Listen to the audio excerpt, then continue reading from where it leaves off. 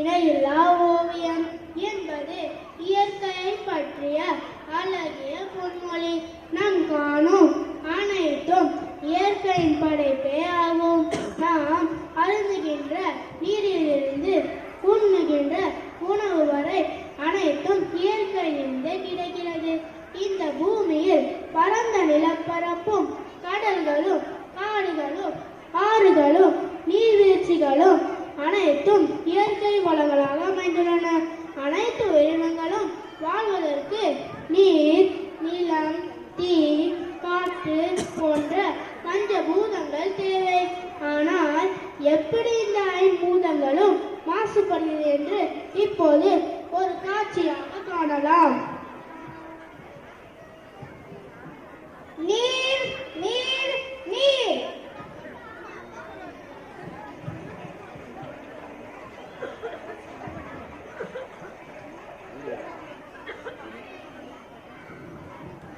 நாம் சொல்வதெல்லாம் உண்மை, நான் சொல்வதெல்லாம் உண்மை, உண்மை தவிர வேறொன்றும் இல்லை, உண்மை தவிர வேறொன்றும் இல்லை. நீதிபதி அவர்களே, இதோ இந்த குற்றவாளி கூண்டில் இருக்கும் தண்ணீர் என்ற நீர் மனிதர்களின் வாழ்வாதாரத்திற்கு முக்கியமான ஒன்று. தாராளமாக கிடைத்து கொண்டிருந்த நீரை இப்போது பாட்டிலில் அடைத்து வைத்து பணத்திற்கு விற்கும் அளவு வந்துவிட்டது. காரணம் அசுத்தமாக மாறிவிட்டது. அசுத்தமான நீரால் காலரா, விஷக்காய்ச்சல் இன்னமும் பல நோய்கள் பரவுகின்றன. நோய்களால் மூலம் பல மக்கள் இறக்கின்றன.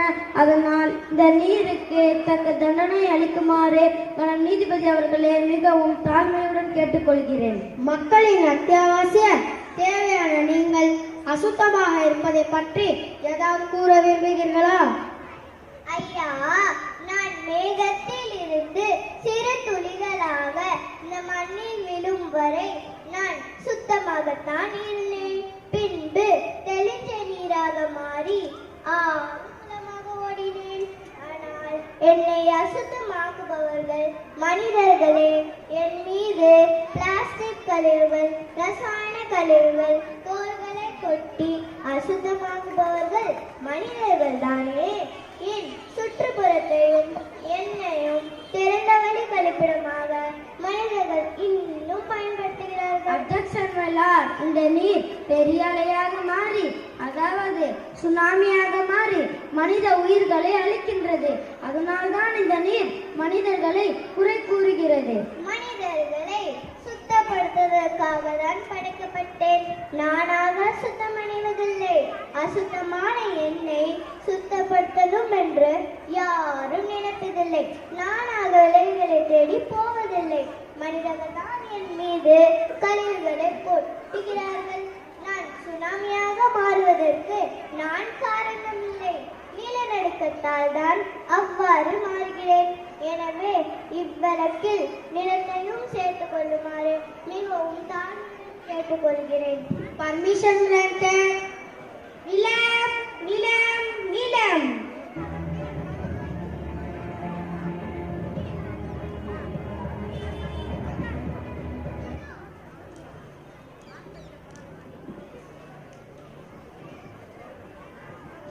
நாம் சொல்வதெல்லாம் உண்மை, நான் சொல்வதெல்லாம் உண்மை, உண்மை தவிர வேறொன்றும் இல்லை, உண்மை தவிர வேறொன்றும் இல்லை. ஐயா, நான் மனிதர்களையும் தாவரம் மற்றும் விலங்குகளையும் இந்த நீரையும் தாங்கிக் கொள்கிறேன். மனிதர்கள் பூமாதேவி என்று கூறுகிறார்கள். குற்றவாளி கூண்டில் நிறுத்தியது கருத்து கூறியதையா? பெற்ற பிள்ளையை கள்ளிப்பால் வைத்துக் கொள்வதை போல நீ பூகம்பத்தை ஏற்படுத்தி இதோ இந்த நீர் கூட சுனாமியாக மாறுகிறது. இந்த குற்றச்சாட்டுக்கு உன் பதில் என்ன? சில இடங்களில் வளமாகும், சில இடங்களில் வறண்டும் இருக்கிறேன். அது இயற்கையின் பண்பு. வளமான இடத்தை மனிதர்கள் பாடுபடுத்துகிறார்கள். நான் பல ஆண்டுகளாக சுமந்து வளர்த்த மரத்தை மனிதர்கள் வெட்டு விடுகிறார்கள். நான் வெப்பப்படாமல் இருக்க தண்ணீரை உள்வாங்கி குளிர்ச்சி அடைகிறேன். என் மீது துளை போட்டு உறிஞ்சி விடுகிறார்கள். வெட்டியானம் பிளாஸ்டிக் கழிவுகள் என் மேல் பரப்பி மூடியதால் தண்ணீரை உள்வாங்க முடியாமல் தவிக்கிறேன். பின்பு ஏன் என் மீது குற்றம் சாட்டுகிறீர்கள்? நான் பூகம்பத்தை ஏற்படுத்தவில்லை.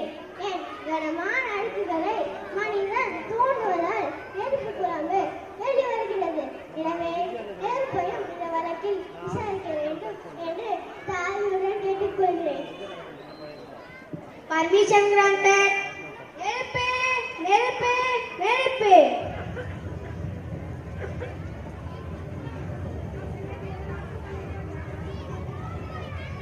நாம் சொல்வதெல்லாம் உண்மை. நான் சொல்லதெல்லாம் உண்மை. உண்மை தவிர வேறொன்றும் இல்லை. உண்மை தவிர வேறொன்றும் இல்லை. நிலத்தின் பூகம்பமும் நீரின் சுனாமியும் இதற்கு நெருப்பாகிய நீங்கள் தான் காரணம் என்று இருவரும் கூறுகிறார்கள். இதற்கு உங்க பதில் என்ன? பூமிக்கு உள்ளே தீக்குழம்பாகவும் பூமிக்கு வெளியே சூரியனாகவும் இருக்கிறேன். இந்த நீரை வேகமாக மாற்றி மழை பொழியும் செய்வதும் என் வேலைதான். மனிதர்கள் என்ன அழிக்கவும் ஆக்கவும் பயன்படுத்துகிறார்கள். ஆனால் அழிவுக்காக தான் மிகவும் பயன்படுத்துகிறார்கள். மென்மையான சமையலுக்கும் என்னை பயன்படுத்துகிறார்கள். நான் செய்யும் தவறு ஒன்றே ஒன்றுதான். நான் எரியும் போது காற்றின் நிலவோடு காற்றில் கலந்து சுவாசிப்பார்கள். இதற்கு நான் காரணம் இல்லை. என்னை எரிய வைக்கும் மனிதர்கள் தான் காரணம். எனவே மனிதர்கள் மாசுபடுத்தும் காற்றை ஒரு பாதியாக விசாரிக்க வேண்டும் என்று தாழ்மையுடன் கேட்டுக்கொள்கிறேன். Permission granted. காற்று காற்று காற்று.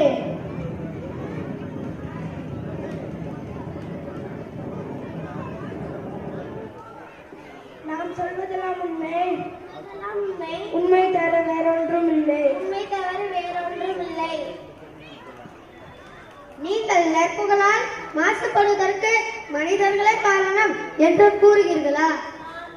ஆமாம், ஒரு காலத்தில் பூமியை சுற்றி சுத்தமாக சுற்றி திரிந்திருந்தேன். ஆனால் இப்ப எனக்குள் இருக்கும் பிராண வாயு குறைந்து கரைநிலை வாயு அதிகமாகிவிட்டது.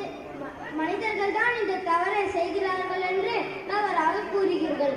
அதனால் மாசு கட்டுப்பாட்டு வாரியம் கொண்டு வந்து மாசுபடுவதை கட்டுப்படுத்துகிறோம். கட்டுப்படுத்துவது மிக மிக குறைவுதான். தொழிற்சாலைகளில் இருந்து 400 மீட்டர் உயரத்தில் புகை வருகிறது. காடுகளில் தீப்பிடிப்பதால் பல நாட்கள் புகை மண்டலாக காட்சி அளிக்கிறது. டயர்களை எரிப்பதால் புகை வருகிறது. அது அனைத்தும் எல்லாம் என்னோடு தானே கழிக்கிறது.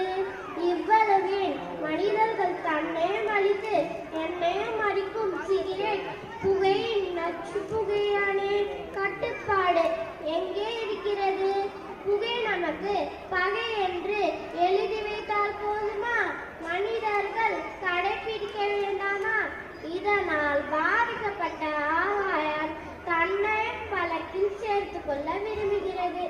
எனவே ஆகாயத்தை சேர்த்துக் கொள்ள தாழ்மையுடன் கேட்டுக்கொள்கிறேன். Permission granted.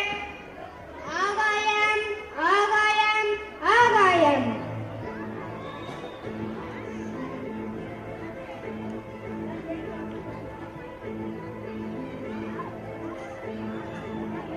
நாம் சொல்வதெல்லாம் உண்மை. நாம் சொல்வதெல்லாம் உண்மை. உண்மை தவிர வேறொன்றும் இல்லை. உண்மை தவிர வேறொன்றும் இல்லை. மனிதர்கள் தான் இந்த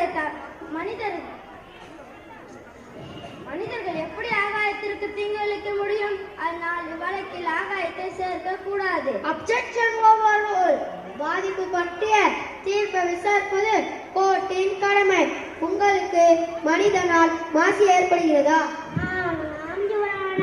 கிரகங்கள் அனைத்தையும் தாங்கியிருக்கும் எனக்கு மனிதனால் பாதிப்பு. இந்த காற்று மனிதனால் மாசுபடுவதால் எனக்கு இந்த காற்று மண்டலத்துக்கும் இடையிலுள்ள ஓசோன் மண்டலத்துக்கும் ஓட்டை விழுகியது. இதனால் என் வழியாக சூரியனின் பிரவாகதிகள் பூமியை தாக்கிறது.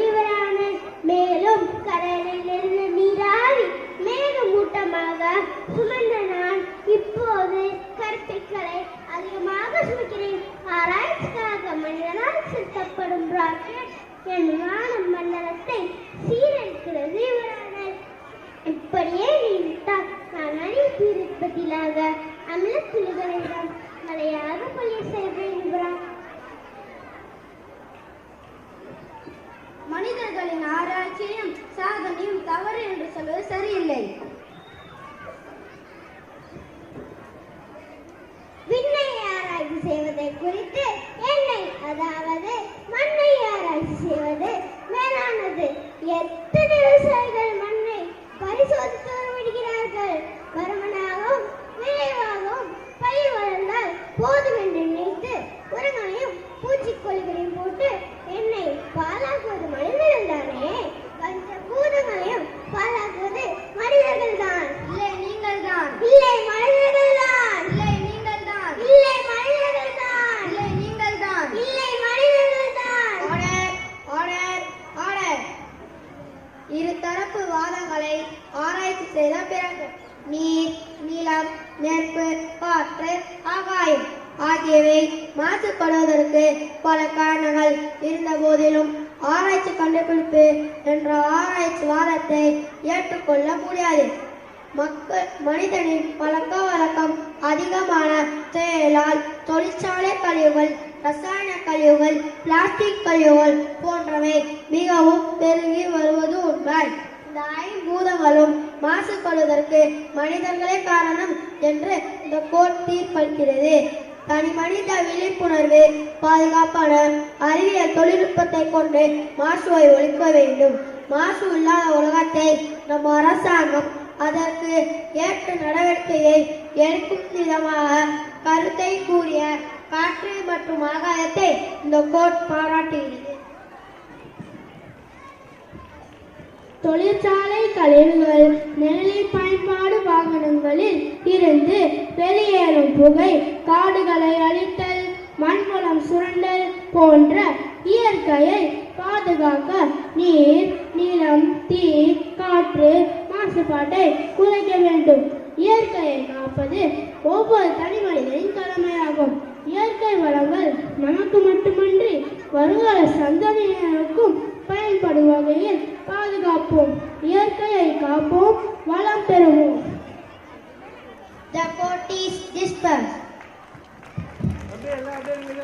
Give them a good round of applause. They have conveyed a message that it is our duty to protect the earth for next generation. We should thank our nature for helping, caring, and nurturing us like a mother. Thank you, children, for your message.